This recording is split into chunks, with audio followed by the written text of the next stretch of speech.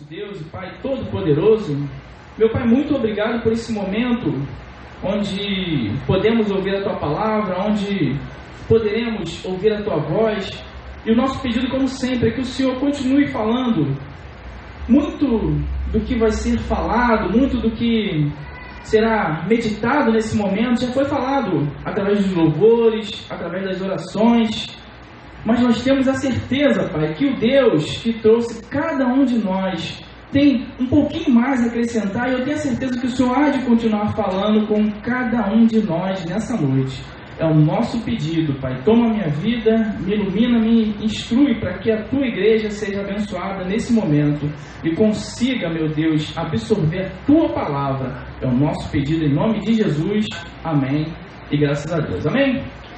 Bom, louvado seja o Senhor Jesus Cristo pela nossa vida, e louvado seja o nosso Deus também pela vida do nosso amado apóstolo Paulo. O texto que nós lemos é uma das epístolas de Paulo, onde Paulo escreve ao povo de Corinto, o povo de Deus que estava na igreja de Corinto. E nessa segunda epístola, Paulo ele vai falar um pouco sobre sofrimento, um pouco sobre tribulação, um pouco de conforto, levando um pouco de conforto para aqueles irmãos que estavam passando por momentos um pouco difíceis. Mas interessante que Paulo ele escreve uma carta estimulando, incentivando os irmãos, confortando, consolando os irmãos. Mas diz o contexto que Paulo também estava passando por momentos difíceis, Paulo também estava passando por momentos de tribulação, e é um pouco disso que ele vai falar. Tem um mata-mosca aí, alguém? Ela já posou em umas 5 vezes. E é justamente um pouco disso que Paulo ele vai falar. Ele vai falar com os irmãos que mesmo os irmãos passando por tribulação, eles deveriam também consolar ou confortar outras pessoas, outros irmãos, da mesma forma como ele também estava fazendo. E é interessante que essa epístola que o apóstolo Paulo ele escreve, ela praticamente toda ou boa parte dela vai falar sobre consolo, sobre conforto, vai falar um pouco sobre misericórdia, vai falar um pouco sobre o suporte que Deus ele traz a todos aqueles que estão neles, amém? Então, o título da nossa mensagem hoje é a misericórdia, o consolo e o suporte de Deus. Então, para nós começarmos a nossa meditação, nós identificamos Paulo, ele inicia essa epístola, Paulo ele inicia essa introdução, ele inicia primeiro se apresentando, ele diz quem é que está escrevendo essa epístola, e os estudiosos vão dizer que alguns achados históricos vão dar conta que essa estrutura que Paulo usa era justamente a estrutura que era utilizada naquela época para escrever cartas, tão diferente de como nós utilizamos nos dias de hoje, quando escrevemos alguma carta, alguma correspondência, algum e-mail. Nós começamos falando e lá no final nós assinamos, nós colocamos a nossa autoria. Mas Paulo ele começa falando que é ele quem está escrevendo, Paulo, o apóstolo de Cristo Jesus, pela vontade de Deus.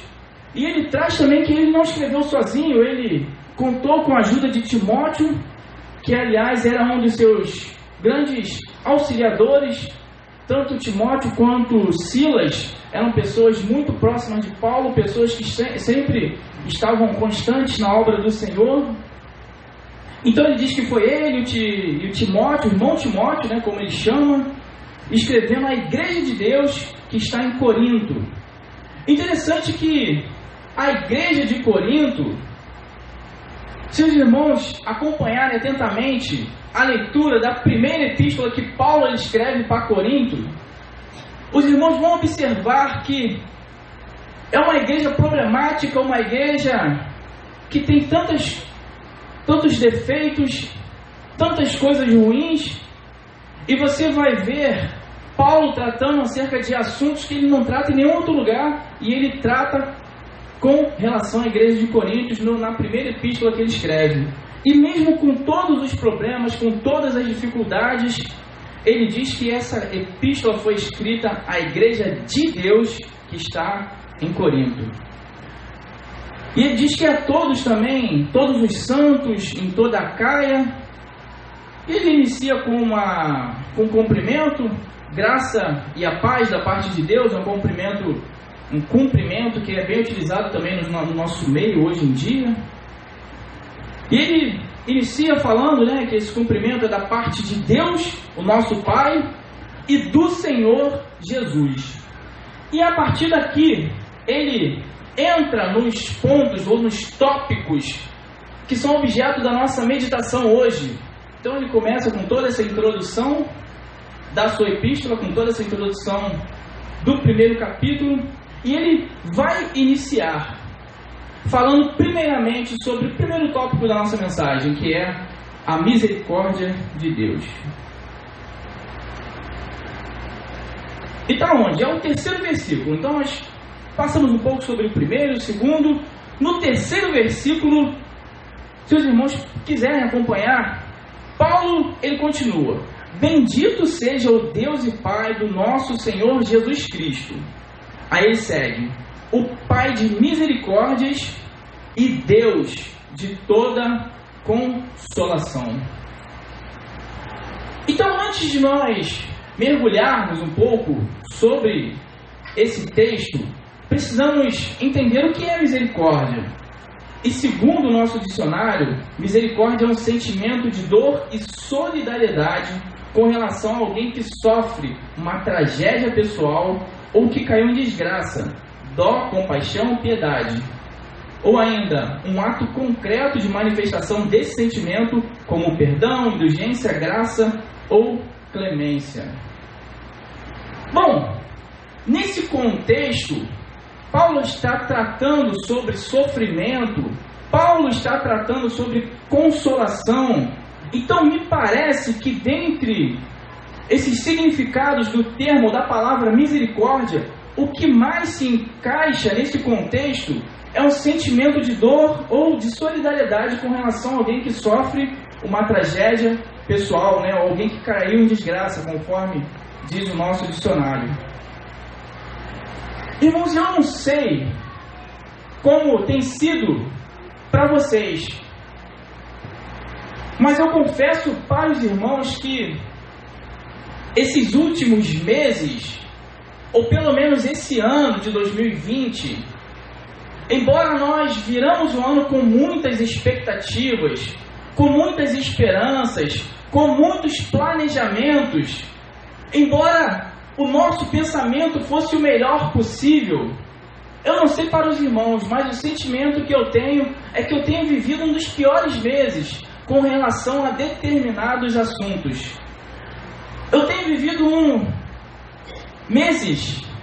vivido períodos muito difíceis, muito conturbados, seja na minha vida profissional, seja em diversos sentidos, mas eu percebo que não é algo que tem soado somente para mim.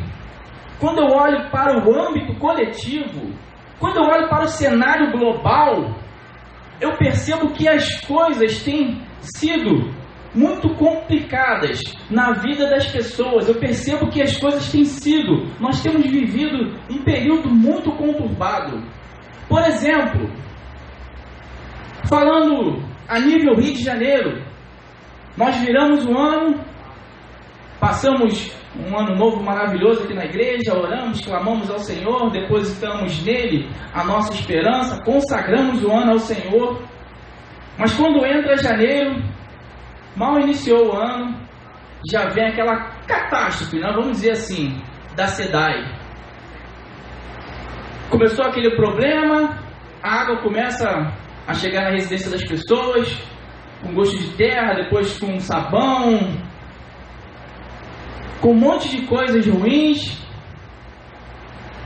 O ano que a gente tinha esperança que vai ser uma bênção, nós ainda cremos nisso, mas já começou a gente orou pedindo para ir para lá, ele começou indo para trás. Sim ou não?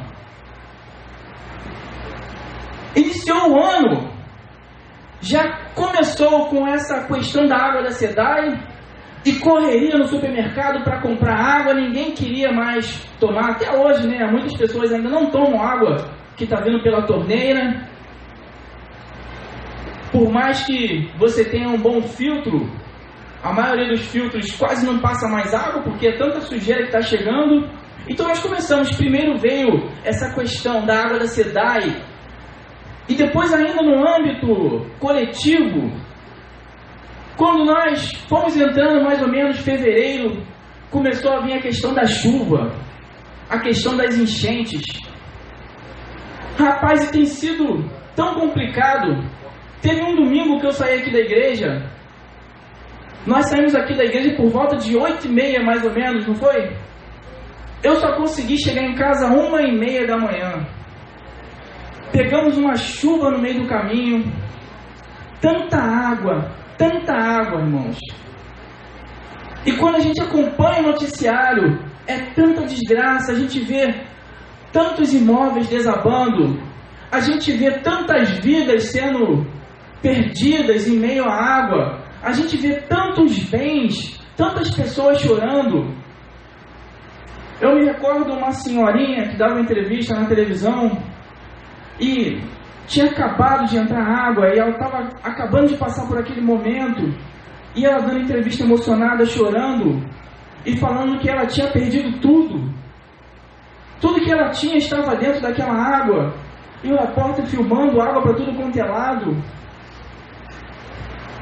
É muito difícil, irmãos, você olhar para uma pessoa que está perdendo tudo, a pessoa emocionada, chorando.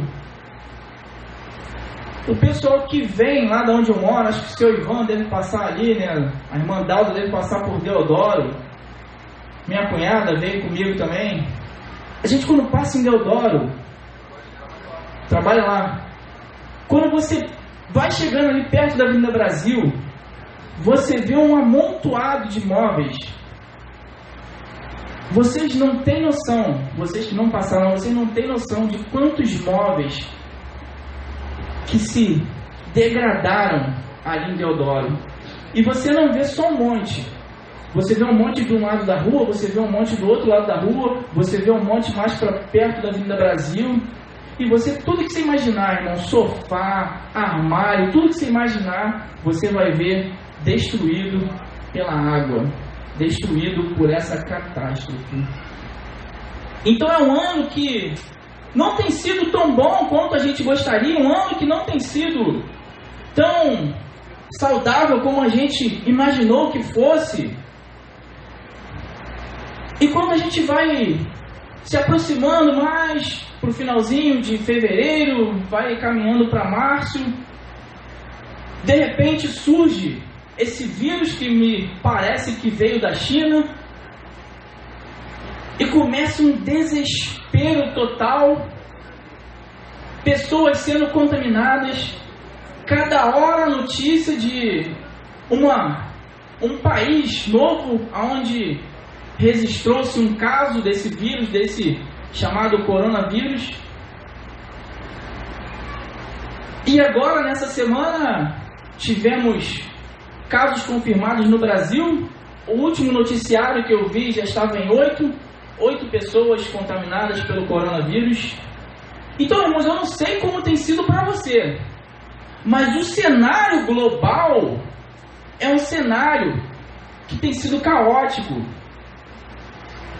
Eu confesso que eu tenho alguns rascunhos de mensagem em casa, eu tinha mensagem preparada em casa, mas eu fiquei algum tempo falando com o Senhor, pedindo que Deus me orientasse, falando sobre qual seria a nossa meditação desse nosso segundo domingo do mês.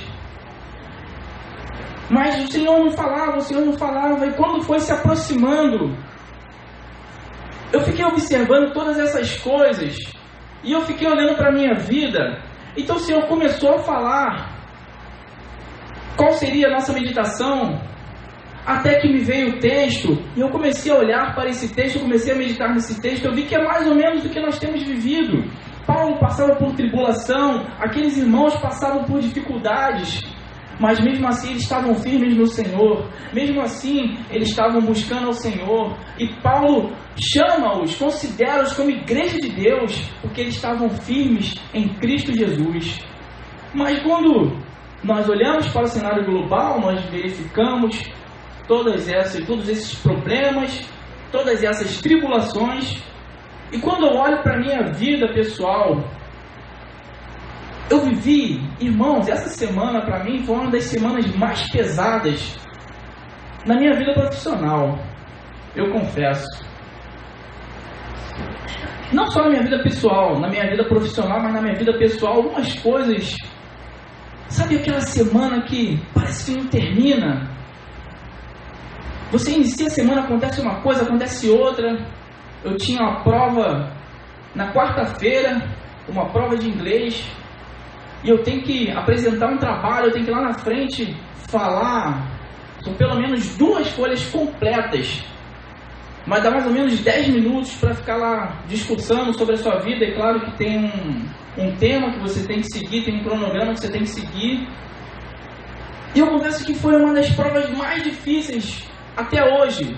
É claro que a tendência do modo é ir progredindo, né? É claro que o nível de dificuldade vai aumentando. Mas não somente o nível de dificuldade ele foi aumentando. Dessa vez eram tantos tópicos, eram tantos microtópicos que a gente tinha que seguir. E quando eu fiz a parte escrita, eu fui seguindo. Depois, quando chegou na parte de preparar a parte oral, rapaz, começou a vir um desgaste mental. Começou a vir um desgaste tão grande que eu falei, eu acho que esse módulo eu não vou conseguir. E eu clamei ao Senhor, pedi a Deus. E eu fui apresentar o trabalho na quarta-feira. A apresentação não saiu da forma como eu desejava. E foi um cansaço mental tão grande que quarta-feira, quando eu cheguei em casa, eu não queria saber de mais nada, eu não queria fazer mais nada. Eu só queria descansar.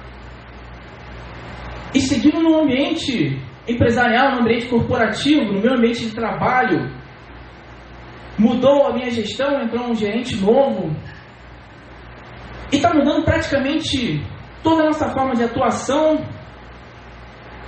E de repente uma pessoa querida, uma pessoa que eu indiquei, que trabalhava com a gente, ela resolve sair.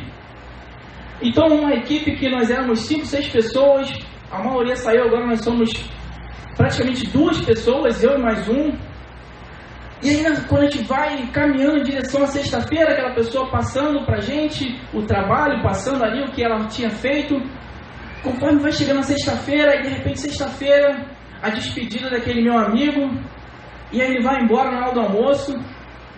Depois, quando a gente retorna na parte da tarde, já começa a vir uma enxurrada de problemas. Aquilo que era a responsabilidade daquela pessoa, então, começa a recair sobre mim.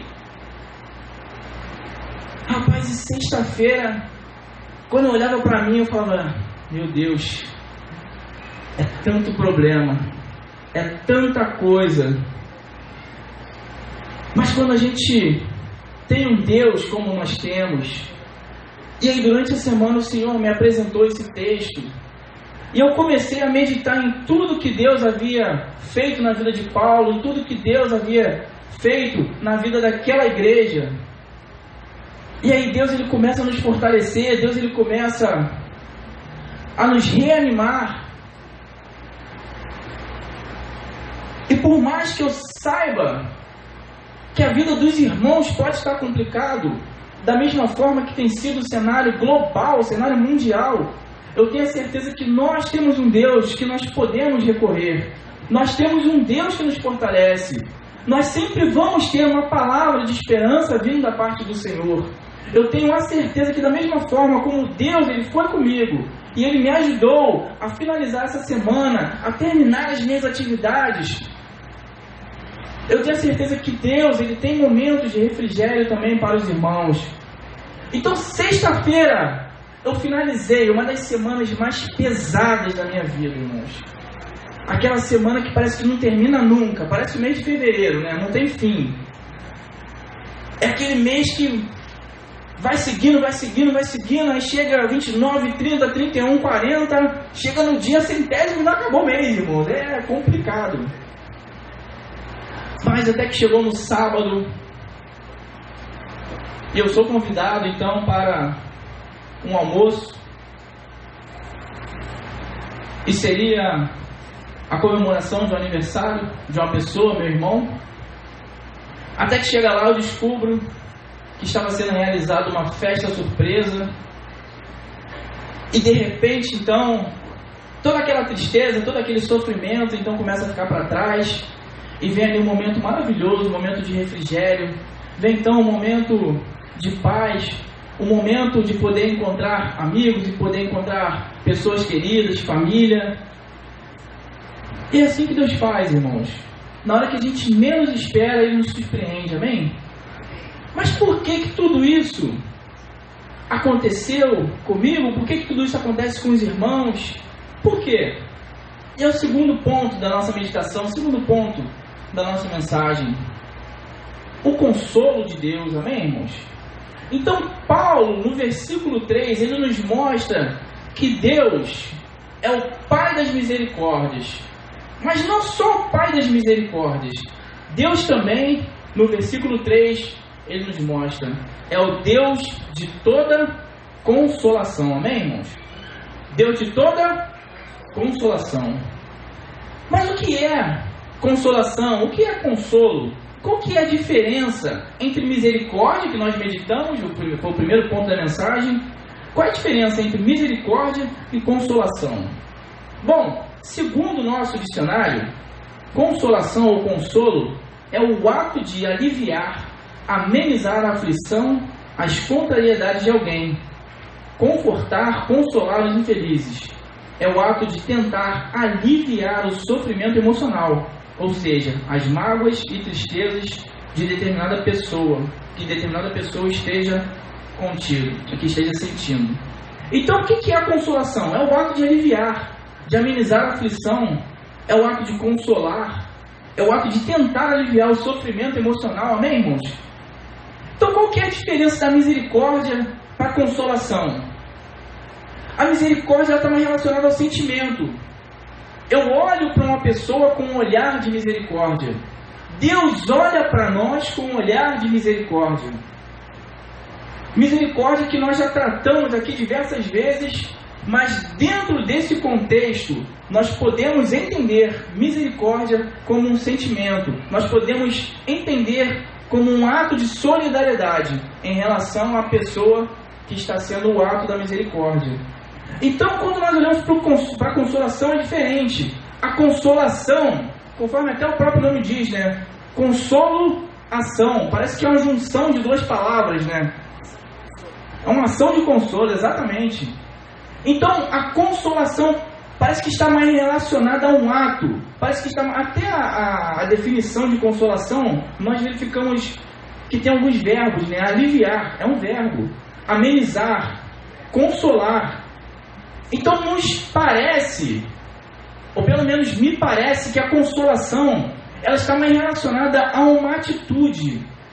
Então, quando nós olhamos no contexto bíblico, no contexto que nós estamos meditando hoje, nós verificamos que Deus ele não somente é o Pai das misericórdias, mas Ele também é o Deus de toda consolação. Então, é aquele que está sempre pronto para agir em nosso favor, para agir trazendo em nós um alívio, amenizando a nossa aflição, nos consolando, tratando da nossa saúde espiritual, da nossa saúde emocional, tratando da nossa saúde física. Interessante que lá em João, capítulo 14, lá no versículo 16, quando nós vemos o Senhor Jesus, Ele falando sobre a sua partida, Ele fala ali para aquelas pessoas que estavam ouvindo Ele falar, Ele fala que Ele, Jesus, né, Ele rogaria ao Pai, que é Deus, e Deus enviaria um outro Consolador, amém? João 14, 16. E eu rogarei ao Pai, e Ele vos dará outro Consolador. Então, me parece que Jesus está falando assim, eu sou um Consolador. eu estou indo para o Pai, mas eu vou rogar ao Pai e o Pai vai enviar um outro Consolador. Então, eu analisando isso, eu percebo que Jesus é o Consolador. Que Deus, conforme Paulo nos mostra aqui no versículo 3, é o Deus da consolação. E o Espírito Santo, ele vem com a missão de ser o nosso Consolador. Então, por mais aflito que os irmãos estejam, por mais aflito que você esteja, sempre Deus, ele vai ter uma forma de te consolar. Sempre Deus, ele vai te enviar uma mensagem. Sempre Deus, ele vai atuar em seu favor, amém?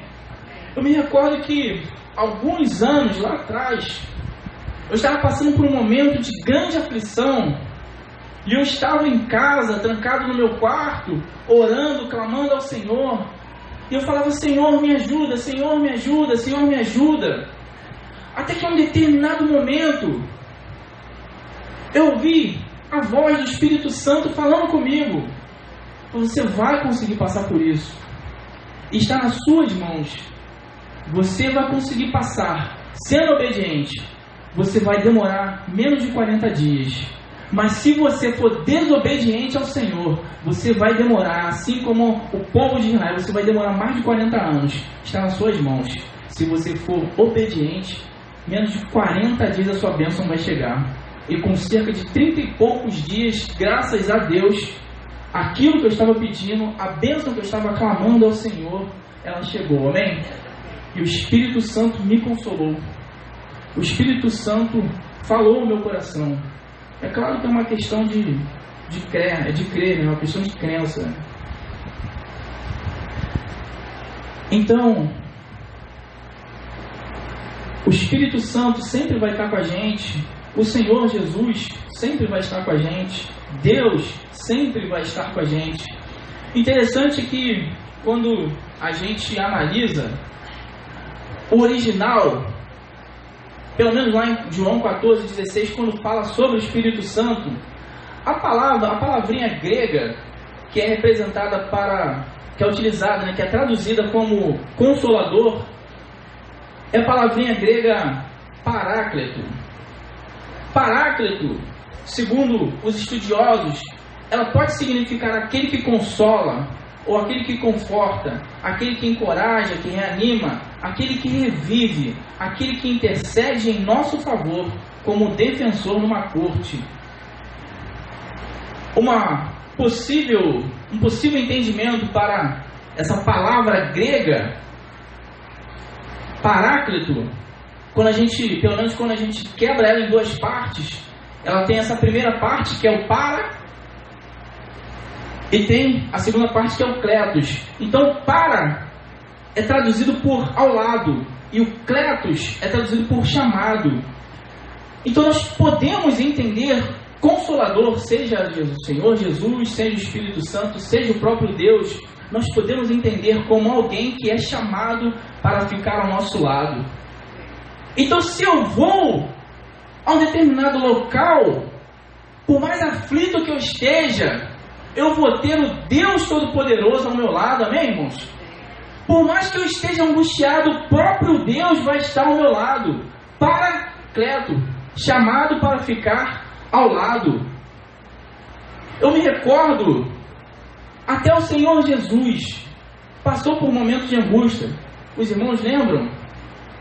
Quando nós analisamos o texto, pelo menos lá em Lucas, lá no capítulo 22, nós verificamos Jesus ele caminhando em direção à cruz, e ele resolve tirar um momento para estar em oração.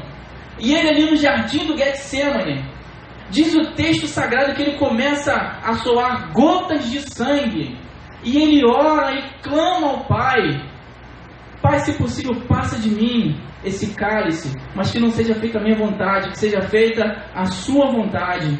Diz o texto bíblico que o Senhor Jesus, ele ora durante 3 vezes, até que em um determinado momento, diz o texto bíblico que Deus envia os anjos, e os anjos começam a consolá-lo, amém?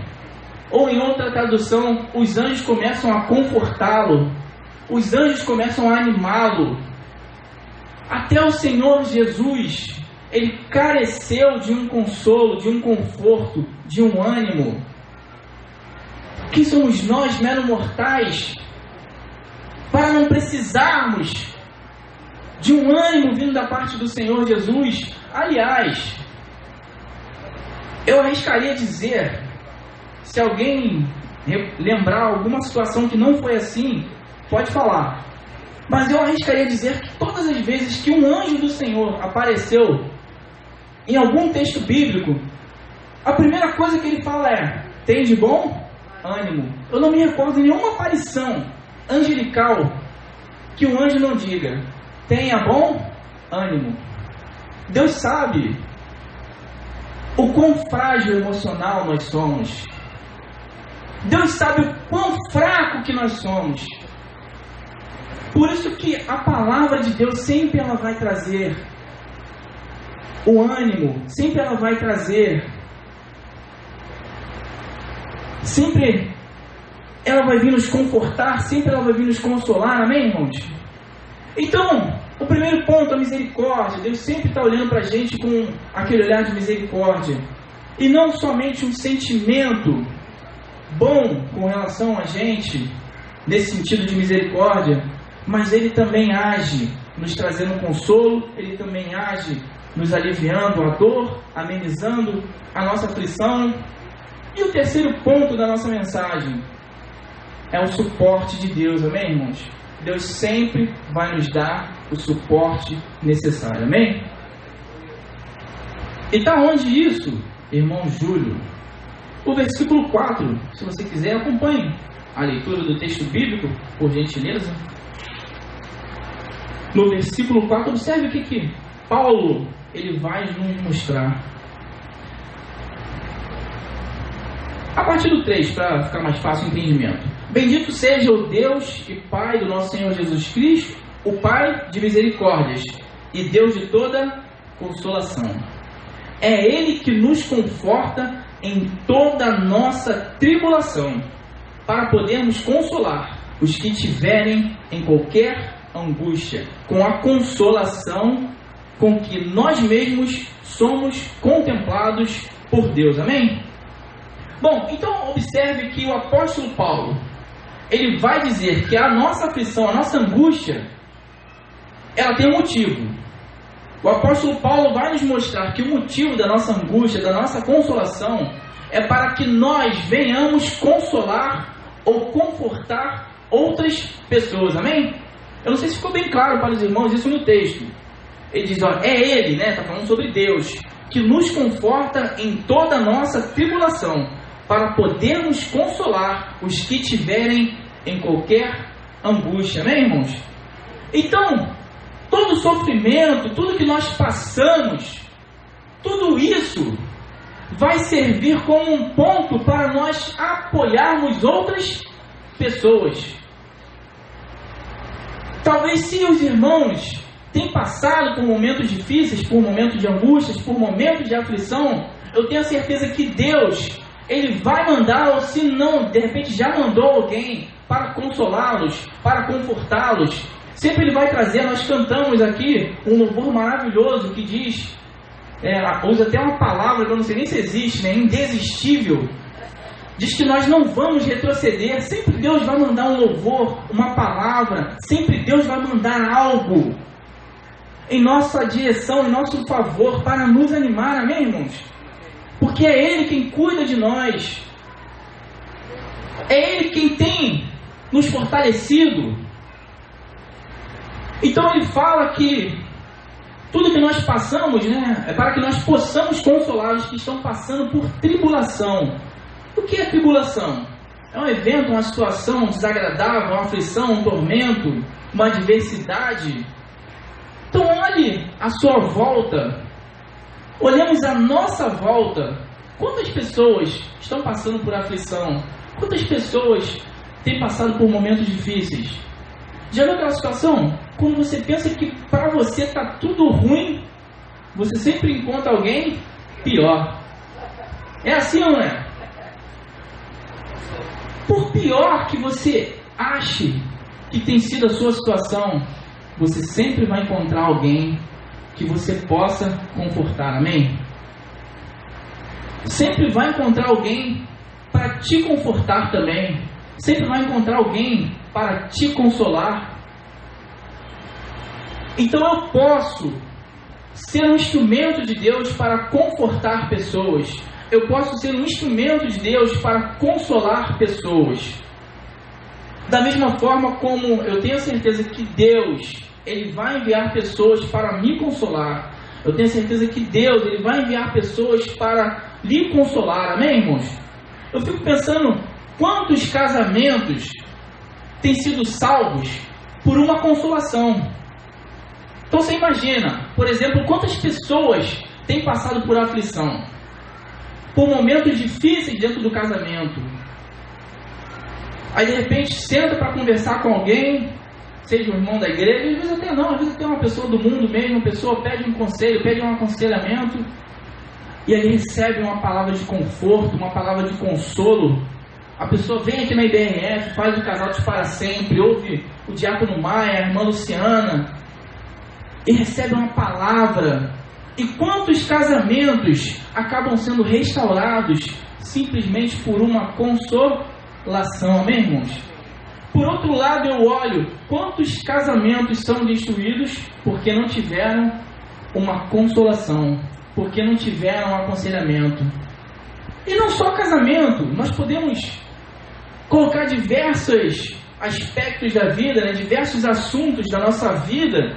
A gente pode falar sobre nosso trabalho, nossa vida profissional.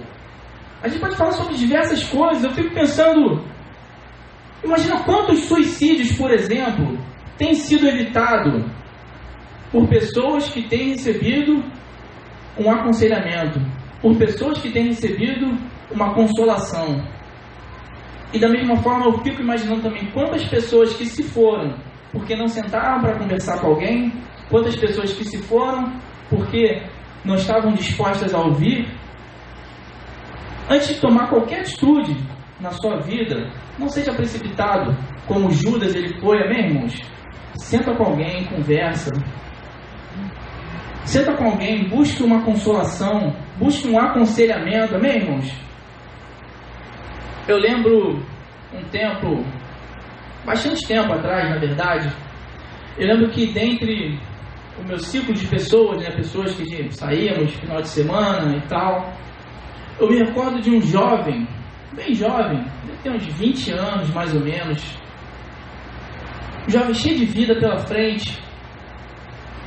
E eu me lembro que esse rapaz, ele começou a ir para o lado errado. Eu lembro que ele começou a trilhar caminhos que nós não gostaríamos que ele trilhasse, ele como uma pessoa que estava sempre com a gente.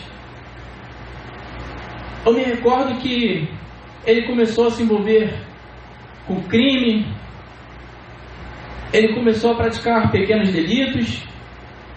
Eu me recordo um dia de domingo, a quem mora aqui em Bangu deve lembrar, né, a época do Largo de Bangu, sempre ficava cheio, sempre tinha muitas pessoas, e eu, mais jovem, gostava de ir para lá, às vezes ficava ali com as pessoas. Eu me lembro que uma vez, quando nós chegávamos ali perto do lago, esse rapaz estava na esquina, num lugar escuro. Parece que aquele lugar já representava como estava a vida dele, em trevas. Eu me lembro que ele sentado em cima de uma moto, sozinho, no meio de uma esquina. E aí quando nós chegamos, falando, rapaz, o que você está fazendo aqui? Aí ele falou, não, eu já tomei uma decisão na minha vida, eu estou aqui, eu estou esperando alguém, eu vou assaltar alguém, não quero nem saber, eu vou assaltar alguém, me deixa aqui. Nós tentamos dar uma palavra para ele, tentamos conversar com ele, mas ele não quis ouvir o nosso conselho, então nós seguimos, continuamos a nossa noite, a nossa brincadeira. Não sei se ele chegou a cometer algum crime, não sei o que ele chegou a fazer, mas eu lembro que ele foi seguindo por essa vida, por esse caminho errado.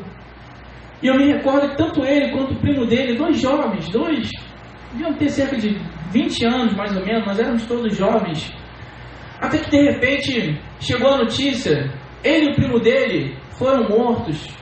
Ele e o primo dele, que estavam naquela vida errada, acabaram sendo mortos, tão jovens, cheios de vidas, cheios de futuros pela frente. Tanto que nós falamos, tanto que nós aconselhamos, tanto que nós consolamos, mas para ele foi melhor seguir aquela vida, amém? Para ele foi melhor seguir aquele caminho, ele achou que aquilo era melhor para ele. Então, quantas são as pessoas que estão ao nosso lado, precisando de um aconselhamento, precisando de um consolo, precisando de um conforto?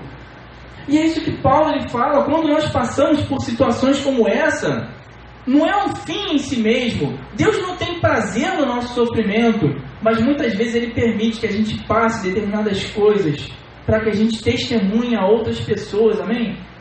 Às vezes Deus ele permite que a gente passe por situações horríveis, mas lá na frente a gente vai entender. É como Ele disse lá em João, falou: o que eu faço vocês não entendem hoje, lá na frente vocês vão entender, amém, irmãos? E eu me recordo também na época que eu trabalhei com baile funk, eu estava sempre em comunidades.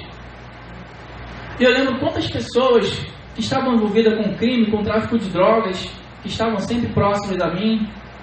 Eu me recordo de um rapaz, sempre ele estava comigo, ele tinha uma determinada posição no local onde eu fazia o evento, e ele era envolvido com tráfico de drogas.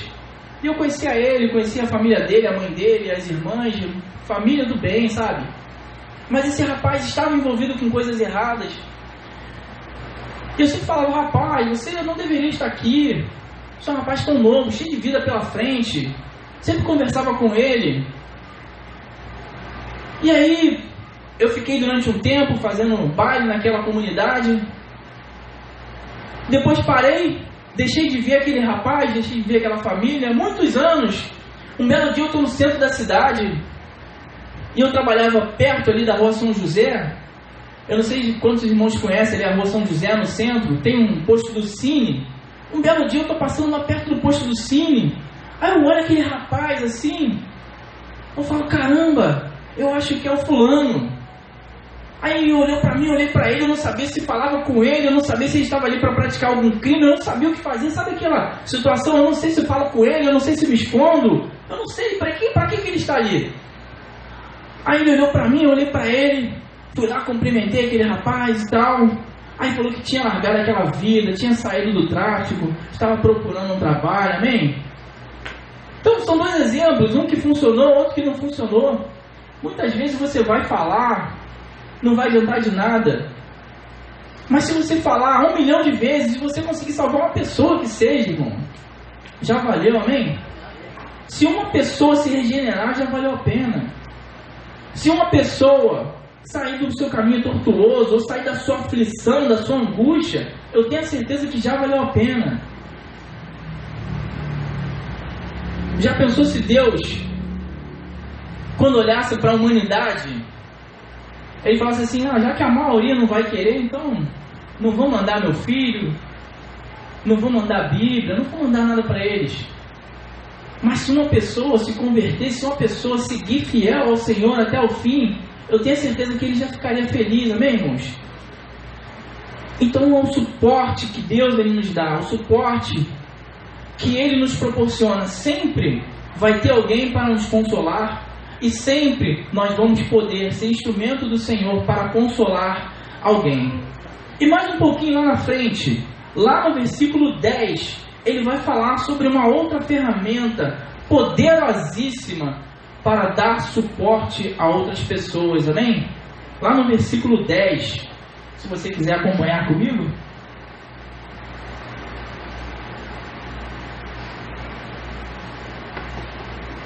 No versículo 10, ele diz assim, ele está falando sobre Deus ainda, amém, irmãos? Aí ele termina o 9 dizendo que é o Deus que ressuscita mortos. Aí no 10 ele diz: o qual nos livrou e livrará de tão grande morte em que temos esperado, que ainda continuará a livrar-nos. Aí no 11 ele diz: ajudando também vós com as vossas orações a nosso favor, para que por muitos sejam dadas graças a nosso respeito, pelo benefício que nos foi concedido por meio de muitos. Amém? Essa A minha tradução é a Almeida, parece que fica um pouco embolado, mas quando a gente pega, por exemplo, a NVI, que é uma outra tradução, uma tradução com a linguagem um pouco mais atual, né? Quando a gente pega a nova versão transformadora, o texto parece ficar um pouco mais claro. Aí diz assim, né, nessa tradução, né, na nova versão transformadora, diz assim, ó, ele nos livrou do perigo mortal e nos livrará outra vez. Nele depositamos a nossa esperança e ele continuará a nos livrar. E vocês têm nos ajudado ao orar por nós. Então muitos darão graças porque Deus, em sua bondade, respondeu a tantas orações feitas ao nosso favor. Amém? Então nessa outra versão a gente consegue enxergar o poder que aquelas orações que os irmãos estavam fazendo por Paulo, o poder que essas orações estavam tendo sobre a vida dele. Observe que Paulo, ele vai nos mostrar, acho que no versículo 8, 9, depois os irmãos podem conferir em casa, ele vai nos mostrar que ele estava passando por grande aflição. Ele fala que na Ásia ele estava passando por uma aflição muito grande. Mas ele diz que ele se sentiu confortado, consolado pela oração da igreja de Corinto, amém? Nós vivemos um tempo onde a distância era um obstáculo. Às vezes a gente queria falar com um parente, com um ente, com um amigo que estava longe. Era difícil nos comunicarmos com ele. Era difícil ajudar se estivéssemos longe. Aqui, inclusive, Paulo, ele fala sobre uma carta que ele enviou para a igreja de Corinto. E ele vai dizer que essa carta demorou a chegar. Ele enviou essa carta por meio de Tito, se não me falha a memória. E ele diz que enviou essa carta, a carta demorou a chegar, ele estava aflito porque ele não sabia qual ia ser a reação dos irmãos. E os estudos vão mostrar que Paulo, ele tinha feito uma viagem à igreja de Corinto lá atrás, se aborreceu, os irmãos falaram algumas coisas duras para ele, os irmãos acabaram afligindo Paulo, atribulando Paulo, rolou um desentendimento. Paulo saiu daquela igreja meio que, entre aspas, brigado. Depois ele mandou uma carta dura. Os estudiosos vão dizer que ele mandou uma carta bem pesada, exortando aqueles irmãos. E Paulo não sabia como os irmãos iam receber aquela carta. E diz o texto que ele estava aflito, porque ele ainda não havia recebido a resposta a respeito dessa carta.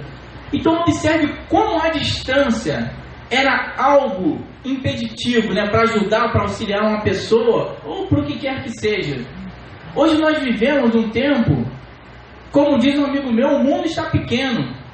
A pessoa está lá do outro lado do mundo, você consegue se comunicar com essa pessoa, seja através da internet, através de uma ligação telefônica. Qualquer meio que você quiser usar, vai ser muito mais rápido do que naquela época. Então, a distância não tem sido um empecilho, um obstáculo nos dias de hoje.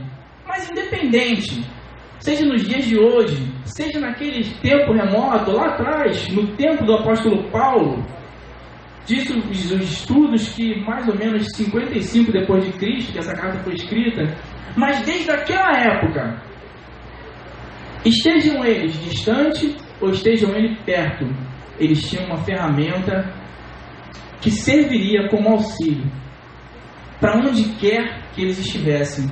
E essa mesma ferramenta é a mesma ferramenta que nós podemos utilizar hoje, a nossa oração, amém, irmãos?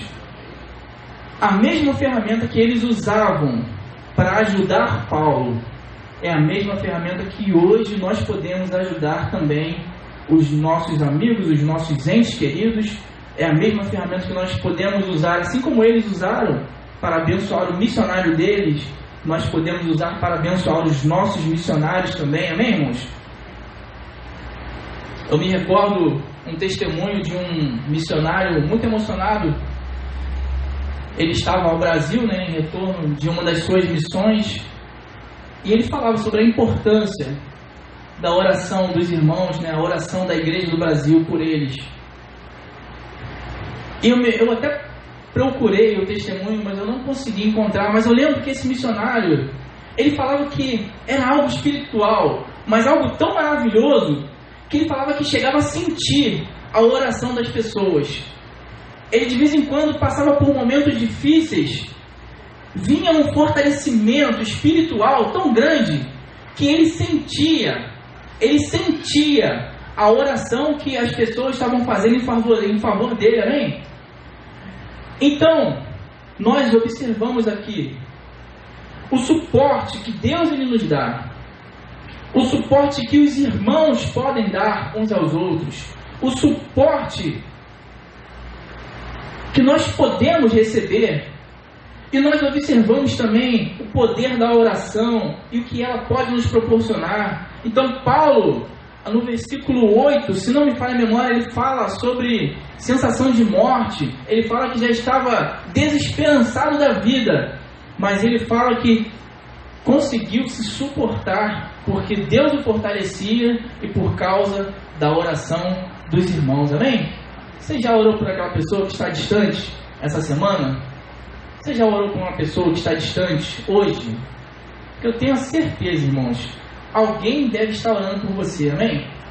Eu tenho certeza que eu tenho muitos amigos que eu não vejo há muito tempo, mas eu tenho certeza que eles continuam orando por mim. Eu me recordo de um texto lá de Éfesos 4, versículo 2, Éfesos 4, 2, né? Paulo também falando, né? Suportando-vos uns aos outros com amor. Está falando sobre dar suporte. Um irmão precisa dar suporte ao outro. Eu preciso dar suporte aos irmãos, os irmãos precisam me dar suporte. Nós precisamos dar suporte ao nosso pastor, amém? Então, por mais que talvez você não consiga consolar uma pessoa, por mais que talvez você não consiga consolar alguém, eu tenho certeza que a oração é um instrumento, uma ferramenta que todos nós temos. Todos nós podemos orar, amém? A pessoa pode ser muda, ela pode orar em pensamento. A pessoa pode não conseguir dobrar o joelho, pode ter um problema na perna, ela pode orar em pé, amém? A oração é uma ferramenta que Deus nos deu. Eu tenho certeza que através das nossas orações, seja por pessoas ou seja por nós mesmos, eu tenho certeza que Deus ele vai continuar sendo misericordioso de nós. Eu tenho certeza que Deus ele vai continuar nos consolando. Eu tenho certeza que Deus vai continuar nos dando suporte. Amém, irmãos? Louvado seja Deus. Vamos orar ao Senhor. E que Deus abençoe a todos, amém? Se puder ficar de pé nesse momento. Diácono Maia, pode orar a gente, por favor.